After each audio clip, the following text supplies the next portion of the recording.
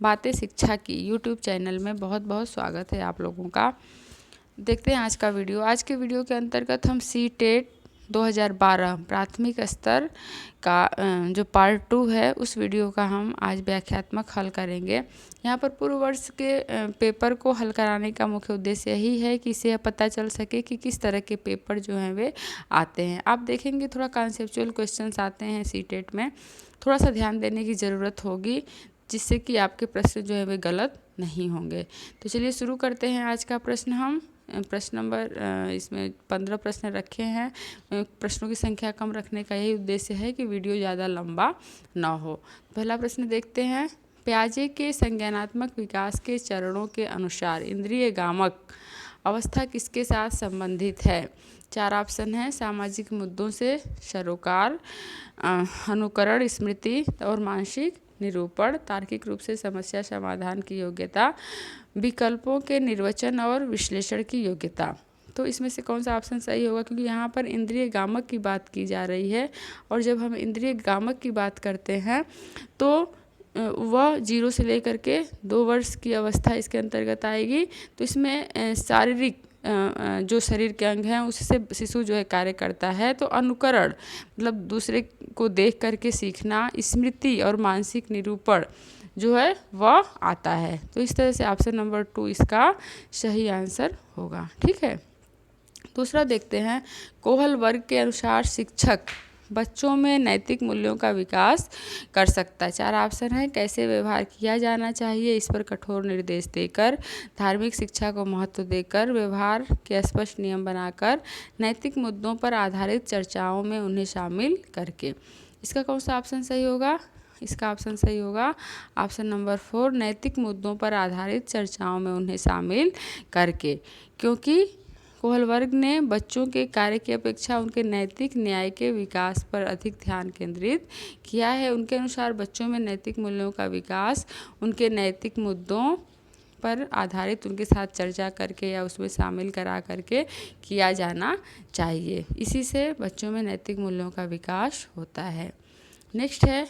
छोटे शिक्षार्थियों को कक्षा में समवयस्कों के साथ अंतःक्रिया करने के लिए प्रोत्साहित करना चाहिए, जिससे शिक्षक कक्षा कक्ष को बेहतर तरीके से नियंत्रित कर सके, एक दूसरे से प्रश्नों के उत्तर सीख सके, पाठ्यक्रम को बहुत जल्दी पूरा किया जा सके, वे पढ़ने के दौरान सामाजिक कौशल सीख सके।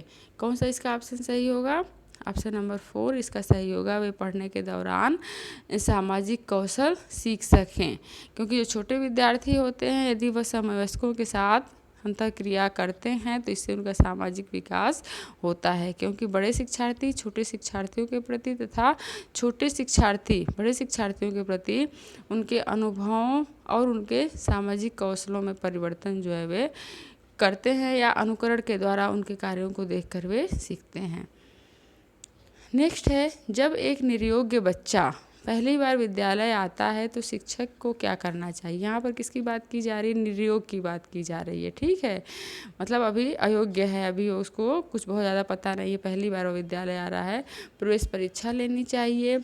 बच्चे की नियोग्यता के अनुसार उसे विशेष विद्यालय में भेजने का प्रस्ताव देना चाहिए। उन्हें अन्य विद्यार्थियों से अलग रखना चाहिए।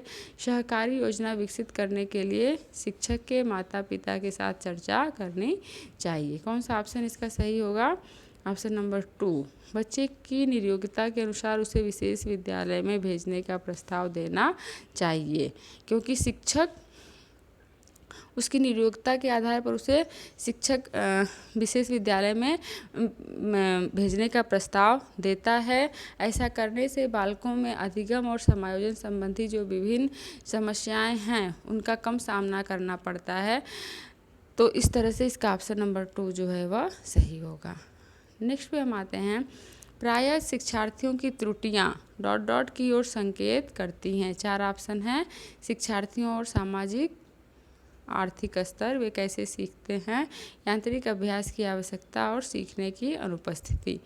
कौन सा इसका ऑप्शन सही होगा? शिक्षार्थियों की त्रुटियां, यांत्रिक अभ्यास की आवश्यकता। क्योंकि अभ्यास के द्वारा जो उद्दीपक और अनुक्रिया का जो संबंध है वह मजबूत होता है और अभ्यास रोक देने पर उनका जो संबंध है वह कमज़ोर होने लगता है। क्योंकि शिक्षार्थी से त्रुटियां होने लगती हैं। तो इस तरह से अधिगम प्रक्रिया को त्रुटिहीन बनाने के लिए यांत्रिक अभ्यास की आवश्यकता पड़ती है। नेक्स्ट है, निम्नलिखित में से कौन सी समस्या समाधान की वैज्ञानिक पद्धति का पहला चरण है? 4 ऑप्शन हैं। प्राक्कलन का निर्माण करना, प्राक्कलन का परीक्षण करना, समस्या के प्रति जागरूकता और प्रासंगिक जानकारी को एकत्र करना। इसका कौन सा ऑप्शन सही होगा? ऑप्शन नंबर 3 इसका सही होगा, समस्या के प्रति जागरूकता। क्योंकि समस्या समाधान के अंतर्गत तार्किक चिंतन जो है वह समाहित रहता है और समस्या समाधान की वैज्ञानिक पद्धति में मुख्यतः इस 6 चरणों में इसका अनुसरण किया जाता है, जिसका पहला जो चरण है वह समस्या के प्रति जागरूकता और समस्या को समझना या समस्या की पहचान करना है। नेक्स्ट है, मानव व्यक्तित्व परिणाम है। 4 ऑप्शन है। केवल आनुवंशिकता, पालन पोषण और शिक्षा, आनुवंशिकता और वातावरण की अंतःक्रिया, केवल वातावरण। कौन सा इसमें ऑप्शन सही होगा? ऑप्शन नंबर 3 इसका सही होगा, आनुवंशिकता और वातावरण की अंतःक्रिया का। क्योंकि आनुवंशिकता हमें विकसित होने की क्षमताएं प्रदान करती है और इन क्षमताओं को विकसित होने का अवसर हमें वातावरण से मिलता है। तो इस तरह से मानव व्यक्तित्व आनुवंशिकता और वातावरण की अंतःक्रिया का परिणाम है। नेक्स्ट क्वेश्चन है, शिक्षण अधिगम प्रक्रिया में व्यक्तिगत रूप से ध्यान देना महत्वपूर्ण है क्योंकि बच्चों के विकास की दर भिन्न होती है और भिन्न तरीकों से सीख सकते हैं। शिक्षार्थी हमेशा समूहों में ही बेहतर सीखते हैं। शिक्षक प्रशिक्षण कार्यक्रमों में ऐसा ही बताया गया है। इससे प्रत्येक शिक्षार्थी को अनुशासित करने के लिए शिक्षकों को बेहतर अवसर मिलते हैं। कौन सा इसका ऑप्शन सही होगा? ऑप्शन नंबर 1 सही होगा, बच्चों की विकास दर भिन्न होती है और भिन्न तरीकों से सीख सकते हैं। क्योंकि जैसे बच्चों का जो विकास की गति है शैशवावस्था एवं किशोरावस्था में तीव्र रहती है, लेकिन बाल्यावस्था में क्या होता है, मंद पड़ जाती है। तो इस तरह से शिक्षण अधिगम प्रक्रिया में बालकों की तरफ व्यक्तिगत रूप से ध्यान देना महत्वपूर्ण होता है, क्योंकि यदि व्यक्तिगत रूप से ध्यान नहीं दिया जाए तो उनकी जो सीखने की गति होती है वह मंद पड़ सकती है। नेक्स्ट देखते हैं, निम्नलिखित में से कौन सा सीखने का क्षेत्र है? 4 ऑप्शन है इसमें, व्यावसायिक, अनुभविक, भावात्मक और आध्यात्मिक। कौन सा इसका सही होगा? अनुभविक। सीखने का जो क्षेत्र है वह अनुभविक है, क्योंकि अनुभव के द्वारा ही हमारे मौलिक व्यवहारों में परिवर्तन होता है और सीखना जो है वह अनुभव के परिणाम स्वरूप व्यवहार में आने वाला परिवर्तन ही सीखना है। ठीक है। नेक्स्ट है, जब बच्चा कार्य करते हुए उबने लगता है तो इस बात का संकेत है कि बच्चे को अनुशासित करने की ज़रूरत है। संभवतः कार्य यांत्रिक रूप से बार बार हो रहा है, बच्चा बुद्धिमान नहीं है, बच्चे में सीखने की योग्यता नहीं है। इसका कौन सा ऑप्शन सही होगा? ये जो है अनुशासित है, क्योंकि जब बच्चा उबने लगता है तो संभवतः कार्य यांत्रिक रूप से बार बार हो रहा है। जब किसी कार्य में यांत्रिक रूप से एक ही कार्य को बार बार किया जाता है तो बच्चा जो उबने लगता है, क्योंकि अवैज्ञानिक और अमनोवैज्ञानिक पद्धतियों से किसी कार्य को बार बार सिखाने पर बच्चे की उसमें रुचि नहीं रहती है और सीखना जो अत्यंत कठिन और नीरस हो जाता है। नेक्स्ट है, शिक्षा के संदर्भ में सामाजिकरण से तात्पर्य है सामाजिक मानदंडों का सदैव अनुपालन करना, अपने सामाजिक मानदंड बनाना, समाज में बड़ों का सम्मान करना, सामाजिक वातावरण से अनुकूलन और समायोजन। कौन सा होगा इसमें? चौथा ऑप्शन सही होगा, क्योंकि सामाजिकरण की प्रक्रिया में दूसरे व्यक्तियों के साथ शिशु के प्रथम संपर्क जो है वह आरंभ होकर आजीवन चलती रहती है। तो इस तरह से सामाजिक वातावरण में वह अनुकूलन करता है और समायोजन करना सीखता है। नेक्स्ट है, निम्नलिखित में से कौन सा विकास का सिद्धांत है? विकास की सभी प्रक्रियाएं अंतर संबंधित नहीं हैं, सभी की विकास दर समान नहीं होती है, विकास हमेशा रेखीय होता है, यह निरंतर चलने वाली प्रक्रिया है। कौन सा ऑप्शन इसका सही होगा? ऑप्शन नंबर 2 सही होगा, क्योंकि सभी की जो विकास दर है वह समान नहीं होती है। यह मानव विकास का एक प्रमुख सिद्धांत है। नेक्स्ट पे देखते हैं, मानव विकास को क्षेत्रों में विभाजित किया जाता है जो हैं, इसके 4 ऑप्शंस हैं। शारीरिक, आध्यात्मिक, संज्ञानात्मक और सामाजिक। शारीरिक, संज्ञानात्मक, संवेगात्मक, सामाजिक। संवेगात्मक, संज्ञानात्मक, आध्यात्मिक और सामाजिक। मनोवैज्ञानिक, मनोवैज्ञानिक, संज्ञानात्मक, संवेगात्मक और शारीरिक। इसका कौन सा ऑप्शन सही होगा? इसका ऑप्शन नंबर 4 सही होगा। मनोवैज्ञानिक, संज्ञानात्मक, संवेगात्मक और शारीरिक क्षेत्रों में विभाजित किया जाता है। नेक्स्ट है, एक शिक्षिका पाठ्य वस्तु और फल सब्जियों के कुछ चित्रों का प्रयोग करती है और अपने विद्यार्थियों से चर्चा करती है। विद्यार्थी इस जानकारी को अपने पूर्व ज्ञान से जोड़ते हैं और पोषण की संकल्पना को सीखते हैं। यह उपागम पर आधारित है। कौन सा इसका ऑप्शन सही होगा? 4 है, ज्ञान के निर्माण, अधिगम के शास्त्रीय अनुबंधन, पुनर्वलन के सिद्धांत और अधिगम के सक्रिय अनुबंधन।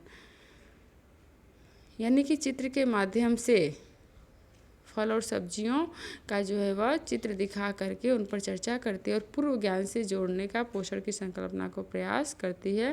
तो ये किस पर आधारित होगा? यह ज्ञान के निर्माण पर आधारित होगा, क्योंकि शिक्षिका जो है वह दृश्य सामग्री की सहायता से शिक्षण को विद्यार्थियों के पूर्व ज्ञान से जोड़ रही है और जो विद्यार्थी हैं वह अपने अनुभव के आधार पर पोषण की संकल्पना को सीख रहे हैं। तो इस तरह से विद्यार्थियों में ज्ञान का निर्माण हो रहा है और ये जो अधिगम है, यह जो ज्ञान है वह अस्थायी होगा।